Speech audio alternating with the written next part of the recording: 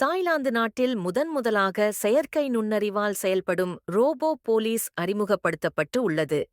இது அங்குள்ள நகோன்பதோம் மாகாணத்தில் நடைபெற்ற திருவிழாவின் போது பொதுமக்களின் பாதுகாப்பை கண்காணிக்க பயன்படுத்தப்பட்டது. இதற்கு போல்கோல் நகோன்பதோம் பிளாட்பாய் என்று பெயரிட்டு உள்ளனர்.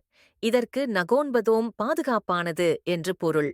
இந்த ரோபோ போலீஸில் அமைக்கப்பட்ட 360° ஸ்மார்ட் கேமராக்கள் முழுமையாக சுற்றி கண்காணிக்கும். குற்றவாளியின் முகத்தை ஸ்கேன் செய்து கண்டுபிடித்துவிடும்.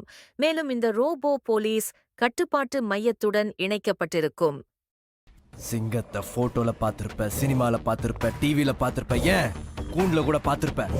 கம்பீரமா காட்டுல நடந்து பாத்திருக்கியா? வெறித்தனமா தனியா நின்னு வேட்டையாடி பாத்திருக்கியா?